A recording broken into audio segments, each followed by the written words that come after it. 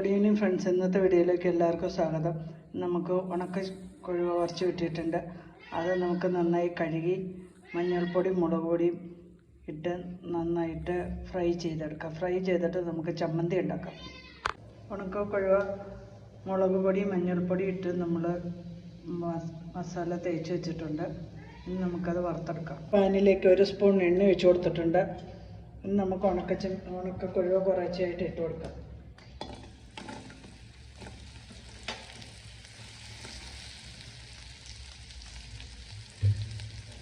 ഉണങ്ങിയതായതുകൊണ്ട് അധികം നേരമൊന്നും എടുക്കത്തില്ല. നമുക്ക് പെട്ടെന്ന് വറുത്തെടുക്കാം. തിരിച്ചും മറിച്ചൊക്കെ ഇട്ടിട്ട് ഇനി നന്നായിട്ട് വറുത്തെടുത്തിട്ടുണ്ട്.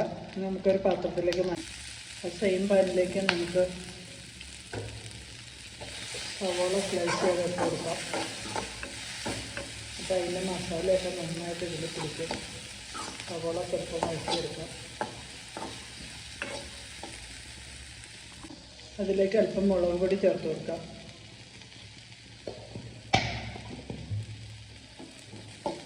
എരിവിനും അനുസരിച്ച് ഇട്ട് കൊടുത്താൽ മതി. ഇങ്ങനെ കൊഴുവ ചതച്ചത് റെഡി ആയിട്ടുണ്ട്. ഇത് നമുക്ക് പാനിലേക്ക് ഇട്ട് ഒന്നുകൂടെ ഇളക്കിയെടുക്കാം. ആവശ്യത്തിന് ഉപ്പും കറിവേപ്പില കൊഴുവ ഇട്ട് കൊടുത്തിട്ടുണ്ട്. ഇതെല്ലാം കൂടെ നമ്മൾ മിക്സ് ചെയ്തെടുക്കുക. വളരെ ടേസ്റ്റിയാണ്. എല്ലാവരും ട്രൈ ചെയ്ത് നോക്കുക. എൻ്റെ വീഡിയോ ഇഷ്ടപ്പെട്ടെങ്കിൽ ഇനി ഒരു സെർവിങ് ബോട്ടിലേക്ക് മാറ്റാം.